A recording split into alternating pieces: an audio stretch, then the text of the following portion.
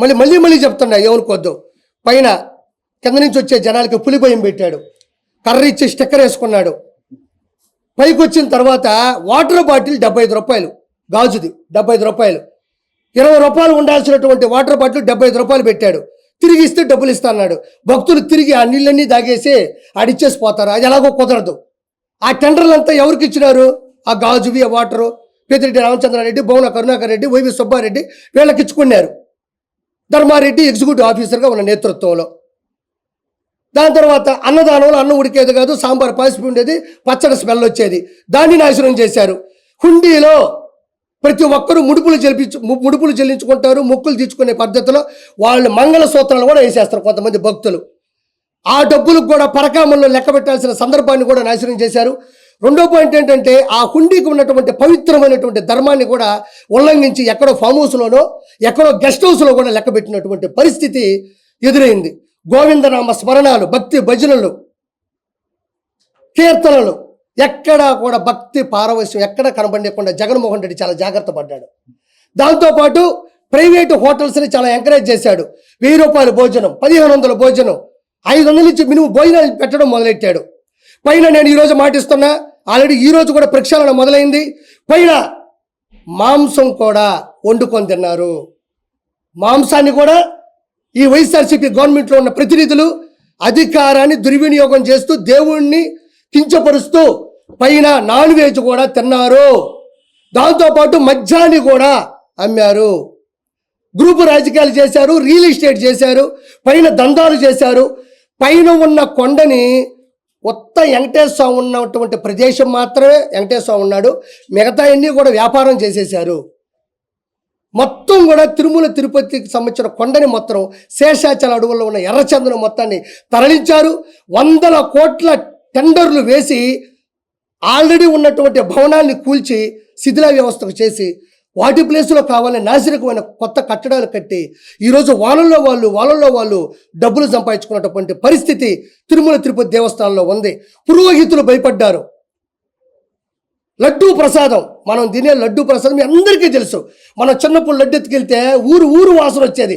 ఆ లడ్డు వాడు ఎత్తుకెళ్తుంటే కోహు నీరు వచ్చిన కన్నా చాలా అద్భుతమైంది, అద్వితీయమైందని ఫీల్ అయిపోయి వెళ్తే ఊర్లో అడుక్కునేవాళ్ళు, ఒరే నాకు కొంచెం బెటర్ రే, ఒరే నాకు వచ్చి అనేవాళ్ళు. ఈరోజు అదే లడ్డు 2 రోజులు పోతే ఇట్ట ఇడిపోతుంది, బాంబు బ్లాస్ట్ అయినట్టు విడిపోతుంది. అది యాడ నెయ్యి ఉంది, యాడ ఫార్ములా ఉంది, యాడ విశిష్టత ఉంది, ఎక్కడ గుడి మీద పవిత్రత ఉంది.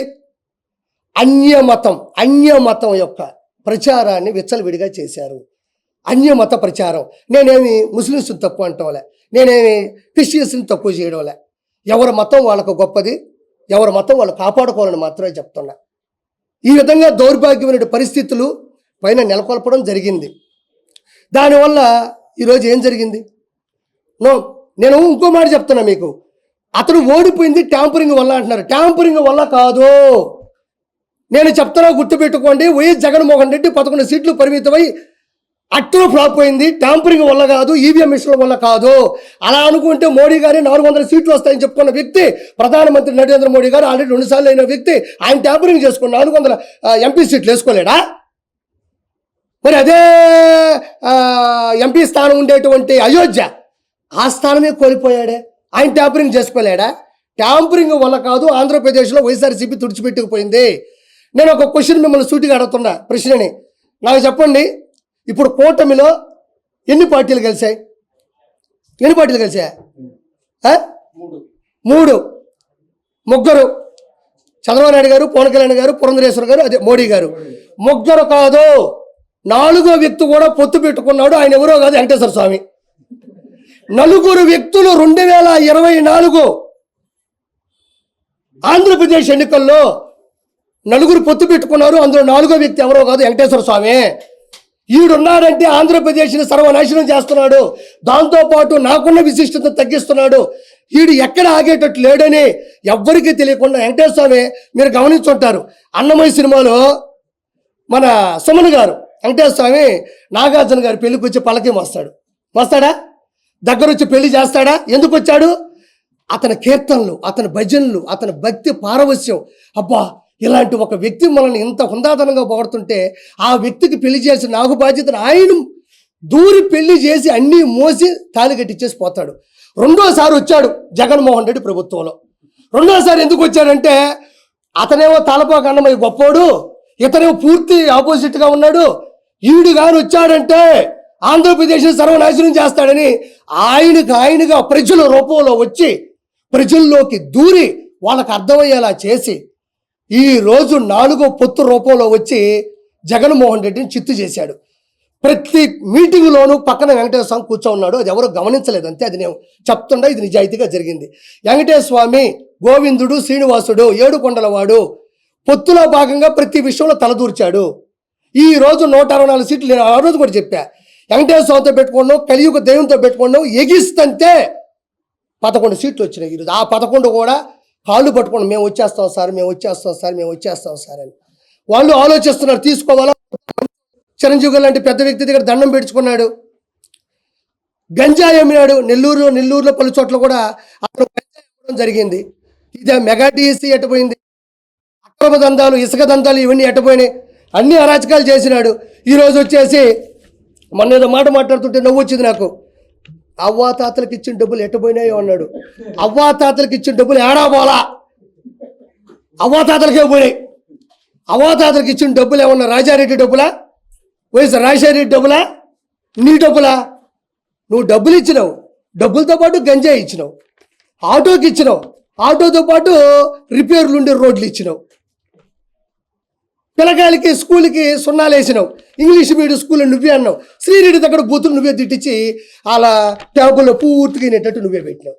చదువు అంటావు, బూతులు తిట్టించి వాళ్ళకి ఇలా చేస్తావు. ఆటో 10,000 అంటావు, ఆటో బొక్క బోర్లో పడే రోడ్లు వేసావు. గంజాయి అమ్ముతున్నారని అందరూ చెప్తారు, మేము గంజాయి అమ్మలేదని చెప్పగలరా?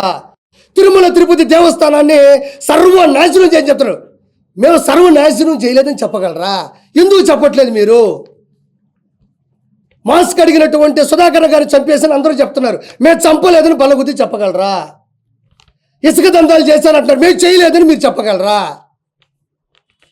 అమర గౌడ్ అని ఒక పిల్లోడు వాళ్ళ అక్క మీద ఏదో చేస్తే అబ్బాయిని కిరోసిన్ మీరు తగలబెట్టేశారు, మేము చంపలేదని మీరు చెప్పగలరా? ఆరోగ్యశ్రీని మధ్యలో ఆపేశారని మీరు చెప్పగలరా? అమ్మఒడి మధ్యలో ఆపేశారు సిగ్గు లేకుండా, అది మీరు చెప్పగలరా? వాలంటరీ వ్యవస్థని మీకు అనుకూలంగా పెట్టుకొని వాలంటరీ వ్యవస్థ చేత ఎడ్డి చాకరీ చేయించుకున్నారు, అది నిజం కాదా? ఈరోజు ఏమైంది? చంద్రబాబు నాయుడు గారు అత్యధిక మెజార్టీతో గెలిచారు. ఈరోజు మన లోకేష్ బాబు గెలిచాడు మంగళగిరిలో. అదేవిధంగా 21% మన పవన్ కళ్యాణ్ గారు గెలిచారు. ఈరోజు మీకు ఫస్ట్ ప్రత్యేక హోదా అడిగాడు, దాని తర్వాత ప్రతిపక్ష హోదా అన్నాడు. ఈరోజు ఏమంటున్నాడు? 11 సీట్లు గల్లంతయ్యే లోపల బెంగళూరు పోయినాడు. బెంగళూరులో శివకుమార్ గారితో ఏదో ఫోటో లీక్ అయింది, దానికి పూర్తి ఆధారాలు లేవు కాబట్టి మనం మాట్లాడకూడదు ఆ విషయంలో. నేను ఒక సూటి ప్రశ్నిస్తుండా. రోజా ఒకరోజు ఒక మాట అనింది, ఆర్కే రోజా. ఏమనిందంటే, ఇట్ట పెట్టి జగన్ సార్ చిటికిన వేలు మీద ఉన్న వెంట్రుకు కూడా పీకలేరు అనింది. ఎంట్రుకి ఏం కర్మ? వెంకటేశ్వర స్వామి మీ అన్న సీఎం పదవి పీకేశాడు, అన్నకే ప్రత్యక్ష హోదానే పీకేశాడు. అన్నని భయపెట్టి బెంగళూరుకే పంపించేశాడు.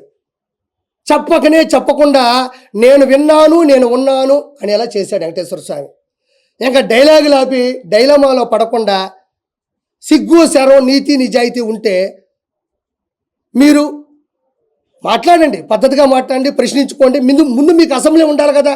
అసలు ప్రాబ్లం ఏంటంటే ఎవరైతే అతిగా మాట్లాడారో ఒకరు కూడా అసెంబ్లీ లేకుండా పోయినారు. ఈరోజు మా కర్మ అది. అసెంబ్లీలో ఎవరైతే అత్యుత్సాహంతో మాట్లాడారో, దుర్వినియోగంతో మాట్లాడారో ఒక్కరు కూడా ఈరోజు లేకుండా పోయింది. కాబట్టి నేను చెప్పేది ఒకటే, ఈరోజు 20 మందిని తీసుకెళ్లిన రోజా 3,000 కోట్ల రూపాయలు సంపాదించింది అని ఒక సామాన్యుడు, ఒక కమీడియన్, ఒక నెల్లూరు పెద్దారెడ్డి చేపలు పులుసు పెట్టుకున్న ఒక కిరాకార్పి అంటున్నాడు, నీకు దమ్ము ధైర్యం ఉంటే డిబేట్లోకి రాగలవా? 3,000 కోట్ల రూపాయలు నువ్వు మీ అన్నదమ్ములు ఇద్దరు కలిసి ఎత్తేసారన్నది నిజం కాదా? అనిల్ కుమార్ యాదవ్కి 5,000 కోట్ల రూపాయలు నెల్లూరు ఎంపీగా ఉన్నప్పుడు సంపాదించినాడు, ఇది నిజం కాదా? పేరుని నాని కొడుకు అడ్డం పెట్టుకొని గంజాయిని పెంచి డబ్బులు సంపాదించాడు, అది నిజం కాదా? పెద్దిరెడ్డి రామచంద్రారెడ్డికి 1,000 కోట్లు ఉన్నాయి, మిథున్ రెడ్డికి 1,000 కోట్లు ఉన్నాయి, బొమ్మన కరుణాకర్ రెడ్డి, వైవి సుబ్బారెడ్డి, ధర్మారెడ్డి, వీళ్ళందరూ కూడా 1,000 కోట్ల రూపాయలు డబ్బులు. నేను ఇంకో మాట చెప్తున్నా, ఆంధ్రప్రదేశ్లో ఏ శాఖలో కూడా అభివృద్ధి 1% కూడా జరగలేదు. కానీ టెండర్లు వేసి బిల్లులకి సంతకాలు పెట్టి డబ్బులు తీసేసుకున్నారు. ఇది వాస్తవం. ఇప్పుడు చంద్రబాబు నాయుడు గారు అతను ఎంతో కొంత చేసుంటే కదా కొనసాగించాలి, ఎంతో కొంత చేసుంటే కదా దాన్ని మిగతాది తీసుకెళ్ళాలి. 1% కూడా అభివృద్ధి లేకపోవడం వల్ల ఈరోజు 13 లక్షల కోట్ల అప్పుని జగన్మోహన్ రెడ్డి పెట్టి ఋషికొండని బోడికొండ కొట్టి